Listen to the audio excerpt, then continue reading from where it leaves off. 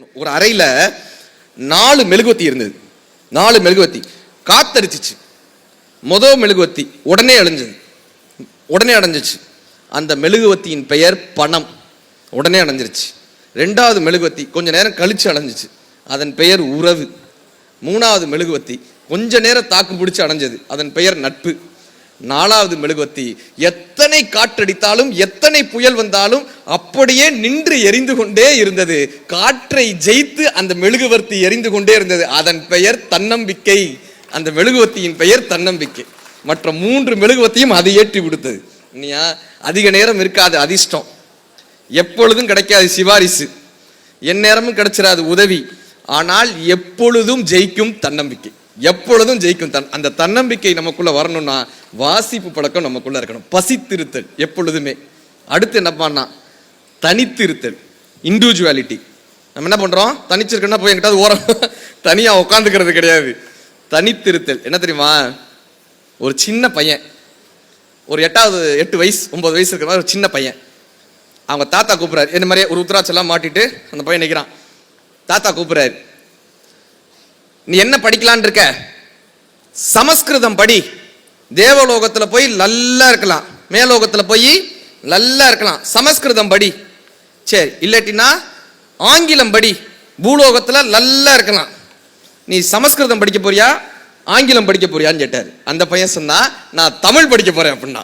டேய், சமஸ்கிருதம் படிச்சா மேல் உலகத்தில் நல்லா இருக்கலான்ற, ஆங்கிலம் படிச்சா கீழ் உலகத்தில் நல்லா இருக்கலான்ற, நீ தமிழ் படிக்கிறன்ற. அந்த பையனுடைய வார்த்தை, தமிழ் படித்தால் மேலுலகத்திலும் நல்லா இருக்கலாம், பூலோகத்திலும் நல்லா இருக்கலாம், நான் தமிழ் படிப்பேன் என்று சொன்னவர் தான் உவே சாமிநாத ஐயர் அவர்கள். அத்தனை தமிழ் தாத்தான்னு கொண்டாடுறோம்ல. தனித்து இருப்பவர்கள் தான் தலைவர்களாக இருக்க முடியும். சார், தென்னாப்பிரிக்கால மகாத்மா காந்தி அவர்களுக்கு முடிய வெட்ட மாட்டோம்ட்டாங்க. தெரியும் சம்பவம் கேள்விப்பட்டு போல. முடி வெட்ட மாட்டோம்ட்டாங்க. அவருடைய நிறத்தை காரணம் காட்டி முடி வெட்ட மாட்டோம்னாங்க. அவரே முடிய வெட்டிட்டார். அவரே தான் முடிய வெட்டிக்கிட்டார். அது ஒரு மாதிரி வித்தியாசமா இருக்கும்ல. நீதிமன்றத்துக்கு போறாரு, அவர் வழக்கறிஞர்ல, நீதிமன்றத்துக்கு போறாரு. எல்லாரும் அவரை பார்த்து சிரிக்கிறாங்க. மிஸ்டர் காந்தி, இப்படியா முடி வெட்டிட்டு நீதிமன்றத்துக்கு வருவீங்க, உங்களுக்கு அவமானமா இல்லையா? நாங்க காந்தியினுடைய வார்த்தை, நிற வேற்றுமையை காட்டி முடிவெட்ட முடியாது என்று சொன்ன நீங்கள் தான் அவமானப்பட வேண்டுமே தவிர என்னுடைய முடியை நானே வெட்டி கொண்டுவதற்காக நான் எப்பொழுதும் அவமானப்படவே மாட்டேன்னாருங்க. இப்படி சொன்னவர் தான் தனித்துவமாக சிந்தித்தவர்கள் தான் தலைவர்களாக இருக்க முடிஞ்சது. நீங்க நாட்டில் மட்டுமே இல்லை, வீட்டில் இத்தனை பேர் வந்திருக்கீங்கல்ல, குடும்பத்தில் ஒவ்வொருத்தருமே குடும்பத்தில் தனித்துவமானவங்க. கரெக்டா?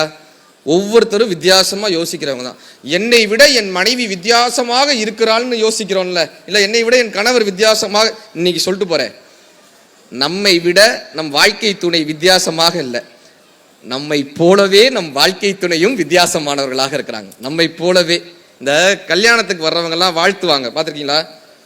கல்யாணத்துக்கு வரவங்களாம் வாழ்த்திருக்காங்களா? ராமரும் சீதையும் போல் வாழ்க, கோவலனும் கண்ணை, இப்படிலாம் வாழ்த்துவாங்க. ஐயா அம்மா சிரிக்கிறாங்க. வள்ளுவரும் வாசியும் போல் இப்படிலாம் வாழ்த்துறாங்கல்ல. யாராவது ஒருத்தராவது என்னையும் என் மனைவியும் போல் வாழ்கன்னு வாழ்த்தி பார்த்துருக்கீங்களா? பயந்துருவாங்க. அது இன்னும் சில பேர் சொல்லுவாங்க, ஒருவரை ஒருவர் புரிந்து கொண்டு வாழுங்கன்னு. சத்தியமா நடக்காது.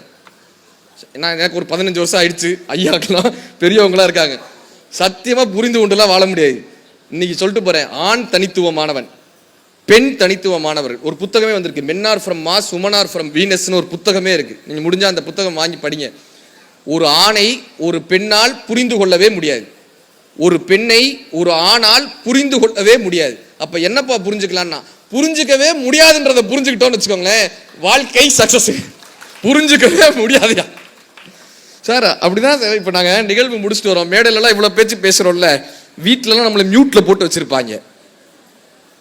ஒரு நாள் இரவு 12 மணிக்கு நிகழ்ச்சி முடிச்சுட்டு நானும் என் மனைவியும் ஃப்ளாட்ஸு, எங்கள் ஃப்ளாட்டு கரண்ட் இல்லை, இந்த ஜென்ரல் கரண்ட் இல்லை, எங்கள் வீட்டுக்குள்ளே இன்வெர்டர் இருக்கும், ஜென்ரல் அந்த இடத்துல கரண்ட் இல்லை. வீட்டை திறக்கணும். நான் கரெக்டாக என் சாவி எடுத்து ஒய்ஃப்ட கொடுக்குறேன். எந்த சாவியில் திறக்கணுமோ அந்த சாவி கொத்தில் சாவியை எடுத்து கரெக்டாக என் வீட்டுக்கார மாட்ட கொடுக்குறேன். நான் இந்த ஃபோனில் லைட்டு போட்டு இப்படி பிடிச்சிக்கிட்டு நிற்கிறேன். சாவியை இங்கே விட்றாங்க, அங்கே விட்றானுங்க, இங்கிட்டு திருப்புறானுங்க. அந்த பூட்டு ஓட்டையை தவிர மற்ற எல்லா இடத்துலையும் கிட்டத்தட்ட ஒரு 1/4 மணி நேரம் நான் அப்புறம் சாவியை கொடு, நானே திறக்கிறேன், கொடு இந்த லைட், இந்த ஃபோனை பிடி, லைட்டு பிடி அப்படின்னு கொடுத்துட்டு நான் சாவியை திறக்கிறேன் சார். டக்குன்னு திறந்துருச்சு. என் ஒய்ஃப் சொல்கிறா, இப்போ தெரியுதா செல்போன் லைட்டை எப்படி கரெக்டா பிடிக்கணும்னு இப்ப தெரியுதா? எது நான் லைட்டு சரியா? உறவுகளில் யார் சரி யார் தவறு என்பதை விட யாருக்கு உறவு தேவை என்பதுதான் முக்கியம். நான் பின்பற்ற ஒரு விஷயம் என்ன தெரியுமா?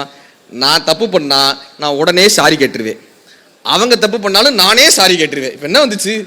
முடிஞ்சு போச்சுல. வாழ்க்கையில ஜெயிக்கணும்னா மனைவி கிட்ட தோற்கணும்ன்ற ஒரு பெரிய ஃபார்முலாவை கத்துக்கிட்டேன் எங்க வீட்டில். இப்போ நான் சரியா பண்ணி என் மனைவி தப்பா பண்ணாங்கன்னா அவங்க தான் சரி, நானும் சரியா பண்ணி அவங்களும் சரியா பண்ணா அவங்க தான் சரி, நான் தப்பு பண்ணி அவங்க சரியா பண்ணாலும் அவங்க தான் சரி, நானும் தப்பு பண்ணி அவங்களும் தப்பு பண்ணா நான் தான் தப்பு. ஆனால் அதனால ஒன்றும் நாங்கள் கவலைப்படுறதே கிடையாதுங்க. உறவுகளில் தவறே செய்யாமல் யாருக்கு மன்னிப்பு கேட்க தெரிகிறதோ அவர்களுக்குத்தான் உறவை காப்பாற்ற தெரிகிறது என்று அர்த்தம். இந்த மன்னிப்புன்ற வார்த்தை இருக்குல்ல, அது ஒரு பெரிய வார்த்தை இல்லை. மன்னிப்புன்ற வார்த்தை பெரிய வார்த்தை இல்லை. ஆனால் மன்னிப்பு கேட்பதற்கும் கொடுப்பதற்கும் நமக்கு ஒரு மிகப்பெரிய ஒரு மனம் நமக்கு தேவை, ஒரு பெரிய மனம். இங்க கும்பகோணத்தில் அறிவழகன்னு ஒரு ஐயா, கும்பகோணத்தில் அந்த ஐயா கொரோனா காலகட்டத்தில் தன்னுடைய மனைவியை, அவங்களுக்கு கேன்சர், அவங்க மனைவிக்கு கேன்சர் பேஷண்ட், இந்த கொரோனா காலகட்டத்தில் மருந்து கிடைக்கல. பாண்டிச்சேரி ஜிப்மர் மருத்துவமனையில் அவங்களுக்கு மருத்துவம் பார்க்குறாரு. அவங்களுக்கு மருந்து தீந்து போயிடுச்சு. இப்போ அவர் போகிறதுக்கான வழி இல்லை, பஸ் எல்லாம் நிப்பாட்டிட்டாங்கல்ல கொரோனா காலகட்டத்தில். என்ன தெரியுமா சார் பண்ணியிருக்காரு? 4:30 மணிக்கு கும்பகோணத்துலேருந்து சைக்கிள் எடுத்திருக்காருங்க. மனைவியை சைக்கிளில் உட்கார வச்சு தூக்குவாளியில் சாப்பாடை கட்டிக்கிட்டு கிளம்பிட்டாரு. பாண்டிச்சேரி வரைக்கும் கும்பகோணத்துலேருந்து ஜிப்மர் மருத்துவமனைக்கு 4 மணிக்கு கிளம்பினவர் இரவு 11 மணிக்கு அந்த ஆஸ்பத்திரிக்கு போயிருக்காரு. ஆஸ்பத்திரியில் வந்தவங்க மிரண்டு இருக்காங்க. நீங்கள் வந்தது எவ்வளோ ரிஸ்க் தெரியுமா? கொரோனா எவ்வளோ ஆபத்து தெரியுமா? நீங்கள் வந்த பயணம் எவ்வளோ கடினம் தெரியுமா? எதுக்காக அங்கே வந்தீங்க? அவர் சொன்ன வார்த்தை, எனக்கு இது எவ்வளோ ரிஸ்க்லாம் தெரியாது, எவ்வளோ கடினம்லாம் தெரியாது, இந்த தூரம்லாம் எவ்வளோன்னு தெரியாது, ஆனால் ஒன்னே ஒன்று மட்டும் தெரியும், இவள் இல்லை என்றால் என்னால் வாழவே முடியாது என்று மட்டும் தெரியும், அதனால் நான் அழைத்து வந்தேன்னாருங்க. ஆழம் விழுதுகள் போல் உறவுகள் 1000 இருந்தாலும் வேறென நீ இருந்தாய், அதில் நான் வீழ்ந்து விடாது இருந்தேன்னார் கண்ணதாசன். வாலிபங்கள் ஓடும் வயதாக கூடும் ஆனாலும் அன்பு மாறாதது, மாலையிடும் சொந்தம் முடிபோட்ட பந்தம் பிரிவென்னும் சொல்லே அறியாதது. வாலி. வீணையடி நீ எனக்கு, மேவும் விரல் நான் உனக்கு, பூணும் மடம் நீ எனக்கு, புது வைரம் நான் உனக்கு, தோயும் அது நீ எனக்கு, தும்பியடி நான் உனக்கு, ஊனம் ஒரு நல்லமுதே ஊரு சுவையே கண்ணம்மான்னுவார் பாரதி. இப்படியாக ஒரு தனித்துவமா நம்ம வீட்டில் மகிழ்ச்சியா இருக்கோமா? கேள்வி வருது இல்ல. காரைக்குடி கிட்டக்க ஒரு 60ஆம் கல்யாணம் பேச போறேங்க ஐயா. 60ஆம் கல்யாணத்துல சாந்தின்னு வாங்க, அங்க பேச போறேன். அந்த அம்மாவை கூப்பிட்டு கேட்டேன், ஏமா நீங்க ஐயாவோட கிட்டத்தட்ட ஒரு 40 வருஷம் குடும்பம் நடத்திருக்கீங்களே, நான் பேசுறது இருக்கட்டும், நீங்க ஒரு 2 வார்த்தை அவரை பத்தி சொல்லுங்கன்னு. நீங்க ஒரு 2 வார்த்தை அவரை பத்தி சொல்லுங்கன்னு அந்த அம்மா ஒரே ஒரு வார்த்தை சொன்னாங்க. 2 வார்த்தை சொல்லுங்கன்னு அவங்க ஒரே வார்த்தை சொன்னாங்க. இந்த ஆன்றதுல 40 வருஷ குடும்ப நான் அவங்க கிட்ட கேட்டேன், ஏம்மா என்னைக்காவது ஒரு நாள் அவரை விட்டு கிளம்பிடலான்னு நினைச்சிருக்கீங்களா? என்னைக்காவது ஒரு நாள் அவர் படுத்துற பாட்டுக்கு என்னைக்காவது ஒரு நாள் அவரை விட்டு போயிடலான்னு நினைச்சிருக்கீங்களான்னு. அந்த அம்மா சொன்னாங்க, தினம் நடப்பேன், என்னைக்காவது ஒரு நாள் இல்லப்பா தினம் நடப்பேன். ஆனா நான் போயிட்டு அவருக்கு யார் மாத்திரை எடுத்து தருவாங்கன்னு நினைப்பேன். மூக்கு கண்ணாடி எங்க வச்சாருன்னு அவருக்கு தெரியாது, இந்த கண்ணாடி எங்க, வேட்டியை எங்க கலட்டி போட்டோன்னு அவருக்கு தெரியாது, மாத்திரை சமைச்சு வச்சா எடுத்து போட்டு சாப்பிட்றதுக்கு தெரியாது. நான் போயிட்டா இந்த ஆளு நிலைமை என்ன ஆகுமேன்னு நினைச்சு இப்படியே பார்ப்பேன், பரிதாபமா இருக்கும். அந்த ஆளு முகத்தை பார்ப்பேன், பரிதாபமா இருக்கும். திரும்ப போ வாழ்ந்துட்டு போவோன்னு வந்துருவேன்னாங்க. அப்பதான் எனக்கு தெரிந்தது, நம்மோடு வாழ்பவர்கள் பிரியப்பட்டு வாழவில்லை, பரிதாபப்பட்டு தான் பல பேர் வாழ்கிறார்கள். ஒவ்வொருவரும் ஏதோ ஒரு வகையில் தனித்துவமாக இருக்கிறார்கள். இந்த குடும்பத்தில் நாம் புரிந்து கொள்ள வேண்டிய ஒரு மிகப்பெரிய விஷயம், நம்மை போலவே தனித்துவமாக இருப்பவர்கள். இவர்களோடு நான் வாழ்ந்தால் என் வாழ்க்கை மகிழ்ச்சியா இருக்கும்னு நினைச்சு திருமணம் பண்றோம்ல, இவர்கள் இல்லாவிட்டால் நாம் வாழவே முடியாது என்கிற ஒரு நிலையில் திருமணம் நடந்தால் அந்த திருமணம் அர்த்தமுள்ள திருமணமாக இருக்கிறது. பசித்திரு, தனித்திரு, 3வது என்ன பண்ணாங்க, விழித்திரு. 3வது என்னது? நீங்க விழிச்சிருக்கீங்களான்றக்காக கேட்டுக்கிட்டோம். விழித்திரு. உண்மையான விஷயம். இந்த ஒரு பாட்டு வந்துச்சுங்க இன்னைக்கு, இந்த பொல்லாத உலகத்தில், கேட்டுக்கோமா? அந்த பாட்டை கேட்கறப்பலாம் நான் நினைப்பேன், அப்பா இந்த பொல்லாத உலகத்துல எங்க படைச்சிருக்கீங்களேப்பா. உண்மையிலேயே இந்த நாமுத்துக்குமார் ஒரு கவிதையில் எழுதியிருப்பாரு, 100 பாம்புகள் இருந்த கிராமத்தில் நாங்கள் மகிழ்ச்சியாய் இருந்தோம். 100 பாம்புகள் இருந்த கிராமத்தில் மகிழ்ச்சியாக இருந்தோம். பாம்புகள் அற்ற இந்த நகரத்தில் தான் வாழ்வதற்கு பயமாக இருக்கிறது. பாம்புகள் அற்ற நகரத்தில் ஒரு நகைச்சுவை தான் சொல்லாங்க. ஒருத்தங்க சூப்பர் மார்க்கெட் போயிருக்காங்க, கணவனும் மனைவியும் சூப்பர் மார்க்கெட்டுக்கு போயிருக்காங்க. திரும்பி வந்து பார்த்தா அவங்க பார்க் பண்ண காரை காணோம். இவங்களும் 1 மணி நேரம் தேடி இருக்காங்க, சுத்தி கார் எங்கன்னு கிடைக்கல. 1 மணி நேரம் கழிச்சு வந்து பார்த்தா எங்க பார்க் பண்ணாங்களோ அதே இடத்துல கார் நிக்குது. இவங்களுக்கு கார் கதவை திறந்து பார்க்குறாங்க, உள்ள ஒரு லெட்டர் இருந்திருக்கு. இப்படி ஒரு லெட்டர், அந்த லெட்டர்ல எழுதிருந்துச்சு, மன்னிச்சுக்கங்க, என் மனைவிக்கு பிரசவ வலி வந்துருச்சு, எனக்கு என்ன பண்றதுன்னு தெரியல, அதனால கள்ளச்சாவி போட்டு உங்க காரை அவசரத்துக்காக எடுத்துட்டு போயிட்டேன், மன்னிச்சிருங்க. உங்களுக்கு ஏற்பட்ட மன உளைச்சலுக்காக 2 சினிமா டிக்கெட் உள்ள வச்சிருக்கேன், 2 சினிமா டிக்கெட், இலவச டிக்கெட் 2 வச்சிருக்கேன், நீங்க படத்தை பார்த்து சந்தோஷப்படுங்க, தெரியாம உங்க கார் எடுத்துட்டு போயிட்டே, மன்னிச்சிருங்க. இவங்க பார்த்தாங்க பிரசவம்ன்றாங்க, 2 டிக்கெட் ஃப்ரீயா கிடைச்சிருக்கல, ஃபர்ஸ்ட் டே ஃபர்ஸ்ட் ஷோ எடுத்து போய் ஸ்டேட்டஸ் போட்டுடலாம். சினிமாவுக்கு போயிட்டாங்க கிளம்பி, ஃபர்ஸ்ட் டே ஃபர்ஸ்ட் ஷோ படத்துக்கு போயாச்சு. படத்துக்கு போயிட்டு திரும்பி வந்து பார்த்தா வீட்டையே காலி பண்ணிட்டு போயிட்டாங்க. சுத்தமா வீட்டில் ஒரு சாமான் இல்லை. அங்க ஒரு லெட்டர் வச்சிருந்தான், என் மனைவிக்கு பிரசவம்னு சொன்னேன்ல, பெண் குழந்தை பிறந்திருந்துச்சு, அதுக்கு நாளை பண்ண சீர்சனத்தையெல்லாம் செய்யணும், எனக்கு உங்களை விட்டா யார் இருக்காங்க, அதனால மொத்தமா அடிச்சுட்டு போயிட்டு. சார், நமக்கு ஒருவர் ஏதோ ஒன்றை அன்பளிப்பாக தருகிறார் என்றால், நமக்கு ஏதோ ஒருவர் இலவசமாக தருகிறார் என்றால், சம்பந்தமே இல்லாமல் நம்மை ஒருத்தர் பாராட்டுகிறார் என்றால், நம்மிடமிருந்து ஏதோ ஒன்றை அவர்கள் திருடப் போகிறார்கள் என்று அர்த்தம். அதற்கு நாம் விழிப்புணர்வோடு இருக்க வேண்டும். இந்த பணத்தை திருடுறவங்ககிட்ட கூட ஓரளவுக்கு தப்பிச்சிடலாம். இன்றைய சூழ்நிலையில் இதுவரைக்கும் பேச்ச கேட்கலன்னா கூட பரவாயில்ல, இனிமே கேட்டுருங்க. இன்றைய சூழ்நிலையில் நாம் யாரிடம் தெரியுமா ஜாக்கிரதையாக இருக்கணும்? பணத்தை திருடுபவர்களமா? இல்லை, நேரத்தை திருடக்கூடிய திருடர்கள் இருக்காங்கல்ல, இந்த நேரத்தை திருடக்கூடிய திருடர்களிடமிருந்து தான் நாம் ரொம்ப ஜாக்கிரதையாக இருக்கணும். நடிப்பு அரக்கனா ஒருத்தர் வந்திருக்காரு சார், நடிப்பு அரக்கன், எங்க கேமரா கிடைச்சாலும் போய் நடிக்கிறாங்க. இந்த தர்பூசணியை தின்னுட்டு இப்படின்னு சொல்லி அவர் ஏதோ ப்ராப்ளம் ஆயிட்டாரு. அவரை கொண்டு போய் ஒரு தனியார் தொலைக்காட்சியில ஒரு ஷோல விட்டு நடிப்பு அரக்கன்னு நின்றுட்டு இருக்காரு. அவர் நடிப்பு அரக்கன் தான். அதை பார்த்து நம்ம நேரத்தை வீணடிச்சோம்னா நாமெல்லாம் படித்த கிறுக்கன்னு அர்த்தம். படித்த கிறுக்கு. நடிப்பு அரக்கரை கொண்டாடிட்டு இருந்தோம்னா அது அவருடைய திறமை, சமூகத்தினுடைய மடமை. அவர் அந்த சினிமாக்கெல்லாம் போயிட்டார், அந்த ஷோக்கெல்லாம் போயிட்டாங்க. ஆனால் இந்த அடுத்த தலைமுறையை நாம் காப்பாற்ற வேண்டும்னு வச்சுக்கோங்களேன். இந்த மாதிரியான விஷயங்களிலிருந்து சரியான ஆளுமைகளை நம்ம காட்டணும். இது ஏன் இவ்வளவு தூரம் ஒரு உறுதிமா சொல்றோம்னா, ஏன் இவ்வளவு தூரம் இதை யோசிச்சு ஒவ்வொரு விஷயங்களும் இவ்வளோ அழுத்தமாக சொல்றோம்னா, ஒரு ஸ்கூல்ல போய் கேட்குறேன், நீ என்னப்பா ஆக போறேன்னு. அப்படி மேடைகளில் பேசுறோம்ல, மோட்டிவேஷனல் டாக்ல போகும்போது ஒரு ஸ்கூல்ல கேட்குறேன், நீ என்னப்பா ஆக போறேன்னு. ஒரு பையன் சொல்றான், அண்ணே நான் பைனாப்பிள் ஸ்டார் ஆக போறேன். பைனாப்பிள் ஸ்டார் ஏன்டானே? வாட்டர்மெலான் ஸ்டார் இருக்கும்போது பைனாப்பிள் ஸ்டார் இருக்கக்கூடாதான்னு கேட்குறாங்க. இந்த இன்ஸ்டாகிராம்லையும் யூடியூப்லையும் வந்துட்டோம்னா நம்ம பிரபலம் ஆயிரலான்னு ஒரு பெரிய மாயை இன்னைக்கு மாட்டிகிட்டு இருக்கோமே. கரெக்டா? இன்னைக்கு சொல்லிட்டு போறேங்க, யூடியூப்லையும் இன்ஸ்டாகிராம்லையும் வந்தாலும் பெரிய வருமானங்கள்லாம் நமக்கு கிடைச்சிடாது. ஒரு காலகட்டத்தில் யாருப்பா உங்க ரோல் மாடல் கேட்டால் விவேகானந்தரை சொன்னாங்க. யாருப்பா உங்க ரோல் மாடல் கேட்டால் அன்னை அரவிந்தரை சொன்னாங்க, ரமண மகரிஷியை சொன்னாங்க. அதுக்கப்புறம் எழுத்தாளர்கள் ஜெயகாந்தனிலிருந்து பாலகுமாரனை படிப்பேங்க, ஜெயகாந்தனை படிப்பேங்க, சுந்தர ராமசாமியை படிப்பேங்க. அரசியல் தலைவர்களை சொன்னாங்க, தந்தை பெரியார் எனக்கு பிடிக்குங்க, அண்ணாவை பிடிக்குங்க, காமராஜரை பிடிக்குங்க.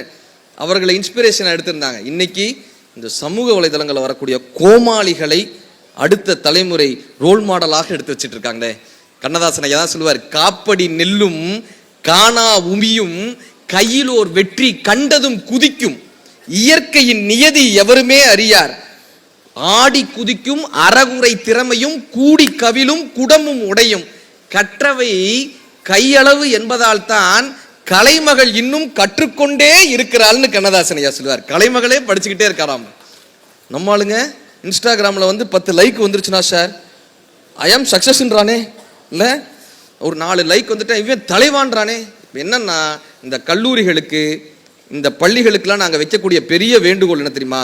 இந்த சமூக வலைதளங்களில் வரக்கூடிய கோமாளிகளை தயவு செய்து அடுத்த தலைமுறைக்கு ரோல் மாடலாக, அடுத்த தலைமுறைக்கு முன்னுதாரணமாக காட்டாதீங்க. அடுத்த தலைமுறைக்கு அவர்களை கொண்டு வந்து காட்டினால் நம் குழந்தைகள் கோமாளிகளாக வருவார்களே தவிர ஒருபோதும் கோமகனாக வரமாட்டாங்க. இந்த இந்த கோமாளிகள் வரும்போது தலைவான்னு கத்துறான் சார், சின்ன பயலுக தலைவான்றான். நமக்கு அதை பார்க்குறப்ப பயமா இருக்கு. இந்த தலைமுறையை பார்க்கும்போது பயமாக இருக்கு. இதை நாங்கள் தான் சொல்ல முடியும், இதை ஒரு பேச்சாளராக நாங்கள் தான் சொல்ல முடியும், இதை வாசித்தவர்களாக நாங்கள் தான் சொல்ல முடியும். ஏன் பாடினா வள்ளுவர் சொன்னார், இனர் உழ்த்தும் நாரா மலரணையார் கற்றது உணர விரித்துரையாதார்னார். படிச்சுட்டு உணர்ந்துட்டு ஒரு விஷயத்த சொல்லலைன்னா நீங்க காகித பூ பாடினார், காகித பூனார். இப்படியான கோமாளிகளை நம்ம குழந்தைகளுக்கு முன்னுதாரணமாக காமிச்சாவன் தலைவான் கத்துறான். கண்ணதாசன் ஐயா கேட்பார், நெருப்பினை நிலவே என்பார், நீசனை தலைவா என்பார், கருப்பினை வெண்மை என்பார், செருப்பையே வணங்கும் இந்த நாட்டில் பிறந்தேனே பாவின்னு கண்ணதாசன் ஐயா சொல்லுவார். இப்ப யாரப்பா காட்டணும்னாங்க, இன்னைக்கு கிட்டத்தட்ட 500 ஏக்கர் நீர்நிலைகளை தூர்வாரி இருக்கார் விமலா ராகவன் அப்படின்ற ஒரு அற்புதமான ஒரு தம்பி, விமல் ராகவன்ற தம்பி 500 ஏக்கர் நீர்நிலைகளை காப்பாற்றிருக்கார். அவர் அறிமுகப்படுத்துறோமா தெரியாது.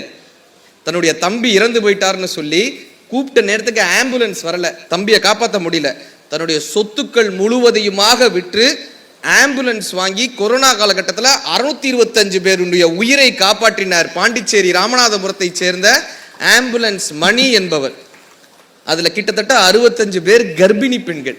அவர்களை நமக்கு தெரியுமா? தெரியாது. இந்த தெருவோரமாக நாய்கள் அடிபட்டிருக்குல்ல, இந்த நாய்களை எல்லாம் ஆதரித்து ஒரு மிகப்பெரிய காப்பகத்தை உருவாக்கி இருக்காங்க கலா குபேந்திரன் அவர்கள். இவங்க கதாநாயகர்கள். இவங்கெல்லாம் நமக்கு தெரியவே தெரியாதுல்ல, இன்ஸ்டாகிராம்ல வரவே இல்லைல்ல, சோசியல் மீடியாவில் லைக்ஸ் வாங்கல, இப்படியான மக்களுக்கு ஃபாலோயர்ஸ் இல்லைல்ல. இந்த ஃபாலோயர்ஸ் இல்லாததுனால் உண்மையான கதாநாயகர்கள் யாருன்னே தெரியல. ஃபாலோயர்ஸ் கல்யாணத்துக்கு போனாக்க பொண்ணு கேட்குது சார் எத்தனை ஃபாலோயர்ன்றாங்க. என்ன ஃபாலோயர்ஸ் வந்துட்டாக்க பெரிய ஆளுன்ற. நான் கல்யாணம் பண்ணுறப்ப 15 வருஷத்துக்கு முன்னாடி எங்கள் மாமனார் கேட்டார், மாப்பிள்ளை என்ன பண்ணுறீங்க அப்படின்னாரு. பேச்சாளராக இருக்கேங்க. பேச்சாளராக இருக்க, சரி சாப்பாட்டுக்கு என்ன பண்ணுற அப்படின்னாரு.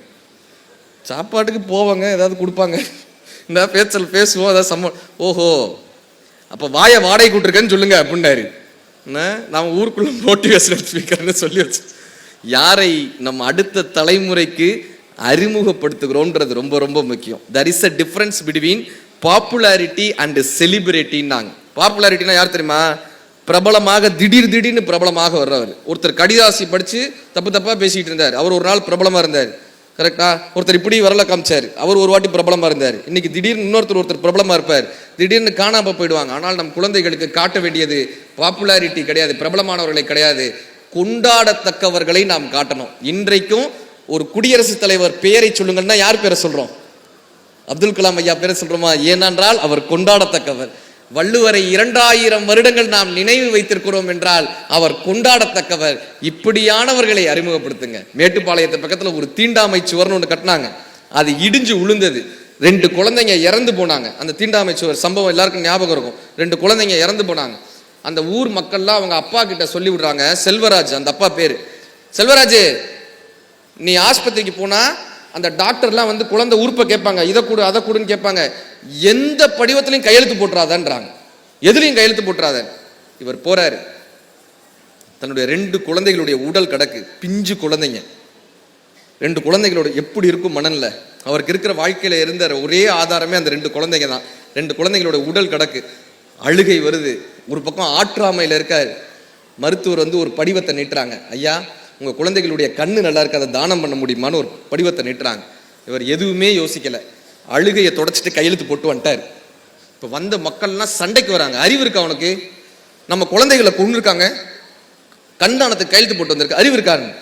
செல்வராஜ் ஐயா சொன்ன வார்த்தை, இனிமே என் கண்ணால என் பிள்ளைகளை பார்க்கவே முடியாது, ஆனால் அந்த குழந்தைகளினுடைய கண்ணை தானமாக கொடுத்தால் இந்த கோடிக்கணக்கான மக்களினுடைய ஏதோ ஒரு இடத்துல அந்த கண் இருக்கும்ல. நாளைக்கு நான் நடந்து வரப்ப ஒரு நாளைக்கு நான் லட்சக்கணக்கான மக்களை பார்க்கிறோம், அந்த மக்கள்ல ஏதோ ஒரு நாள் என் குழந்தைகளுடைய கண் அங்க இருக்கும்ல. எனக்கு அவங்க யாருன்னு தெரியாது, ஆனா இந்த கண்ணுக்கு இதுதான் எங்க அப்பான்னு தெரியும்ல. அந்த கண் இந்த அப்பாவை பார்க்கும்ல, அதுக்காக நான் என் குழந்தைகளுடைய கண்ணை தானம் பண்ணேன்னாராங்க. அப்படியான அந்த செல்வராஜ் கதாநாயகர். இதைத்தாங்க நம்ம அடுத்த தலைமுறைக்கு காட்டணும். பிரிட்டிஷ் அரசாங்கம் துரத்தி கொண்டிருந்த போது, சாப்பாட்டுக்கு வழி இல்லாத போது, இந்திய நாட்டில் உள்ள அத்தனை மூலைகளுக்கும் சென்ற போதும் கூட எத்தனை கோடி இன்பம் வைத்த இறைவான் பாடினாரே பாரதி, அவர் கதாநாயகருங்க. உங்களை நீங்கள் சரணடையாவிட்டால் இந்த கோவிலை இடித்து விடுவோம்னு பீரங்கிய போய் நிப்பாட்டிய போது நாம் வாழ்வது 100 ஆண்டுகள் தான், ஆனால் இந்த கோவில் வாழ வேண்டும் என்ற காரணத்திற்காக போய் சரணடைந்து தங்கள் உயிரை விட்டார்களே மருது சகோதரர்கள், அவர்கள் கதாநாயகர்கள். வீரமங்கை வேலு நாச்சியார் அவர்கள் கதாநாயகர்கள். பகத்சிங், உத்தம் சிங், சுகதேவ், ராஜகுரு தூக்குல போட போறாங்க. பகத்சிங்க அந்த அந்த அவங்களுக்கு வயது வெறும் 21 22 தாங்க அந்த 3 பேருக்கும். பகத்சிங், சுகதேவ், ராஜகுரு 3 பேரையும் தூக்குல போட போறாங்க. இந்த ஒரு சம்பவத்தை சொல்லி முடிச்சிடுறேன். தூக்குல போட போறாங்க. முதல்ல பகத்சிங் போய் தூக்கு மேடையில் நிற்கிறாரு. ராஜகுருவும் சுகதேவும் அடுத்ததாக போனாங்க, நிற்கிறாங்க. பகத்சிங் போய் தூக்கு மேடையில் நின்று இன்குலாப், மற்ற 2 பேரும் ஜிந்தாபாத் தூக்குல போட்டாங்க. அடுத்ததா சுகதேவ் போய் நிற்கிறாரு. இன்குலாப், ராஜகுரு ஜிந்தாபாத், சுகதேவ தூக்குல போட்டாங்க. இப்ப ராஜகுரு போய் நிற்கிறார். இந்த பக்கம் யாருமே இல்லை, எல்லாம் பிரிட்டிஷ்காரங்க, எல்லாம் வெள்ளக்காரங்க. இப்ப ராஜகுரு போய் அந்த மேடையில நின்று இன்குலாப்னு கத்துனாருங்க. இந்த லிவர் இழுக்கக்கூடிய வெள்ளக்காரர் இருப்பான்ல, அவன் கத்துனாங்க ஜிந்தாபாத்னா, அவன் கத்துனா ஜிந்தாபாத்னு. ராஜகுருவை தூக்குல போட்டாங்க. இவருக்கு என்கொயரி வச்சாங்க. ஒரு சுதேசி இன்குலாப்னு கத்துறான், அவனுக்காக நீ ஜிந்தாபாத்ன்றன். அந்த வெள்ளைக்காரனுடைய பதில் என்ன தெரியுமா? அந்த இளைஞர்களுக்கு வெறும் 22 23 வயது கூட இருக்காது, இன்னும் வாழ்க்கையவே அவங்க தொடங்கவே இல்லை. அந்த இளைஞர்களுக்கு எப்படிப்பட்ட நாட்டுப்பற்று இருக்கிறது, தன் உயிரை நாட்டுக்காக கொடுக்கக்கூடிய அந்த நாட்டுப்பற்று அந்த இளைஞர்களுக்கு இருக்கிறதே, இப்படியான நாட்டுப்பற்று எனக்கு இல்லையே என்று நினைத்தேன், அவனுக்காக நான் குரல் கொடுத்தேன்.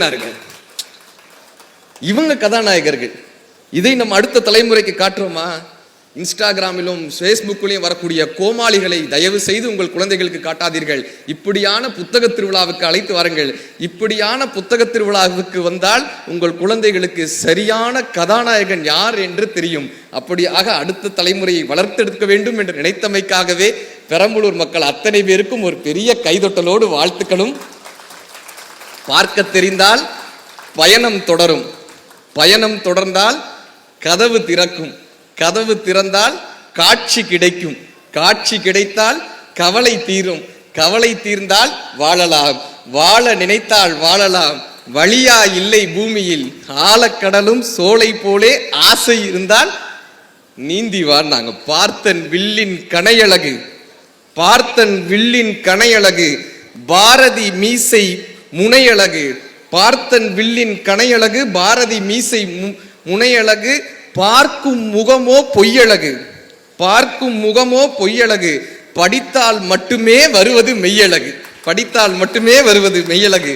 இப்படியாக இந்த வாழ்க்கையில், பொய்யான வாழ்க்கையில் மெய்யை கடத்த வேண்டும் என்பதற்காக அருணகிரிநாதர் தான் சொல்லுவார், வாழ வயதாகி அழகாகி முதனாகி படி வாரிமம் கொண்டாடி மருளாடி விளையாடி விழல் வாழ்வு சதமாகி மட கூடமோடு பொருள் தேடி வாசனை புழுகோடு மலரோடு மனமாகி கமல் வாசனைகளாகி விளை மாதரோடு கூடி அவர் ஆசைகளிலே சில நாள் போய் தோல் திரைகளாகி நிறைகளாகி இரு கால்கள் தடுமாறி பரிமாறி பசு பதி பாசம் சூழ் கதிகள் மாறி சுகம் மாறி தடியரோடு திரி ஒரு நாளில் சூளை சொறி வாதமோடு நீரழிவு சூளமென கசு மலம் என நாரி உடல் அழிவேனோன்னு அருணகிரிநாதர் பாட்டு இருக்கு.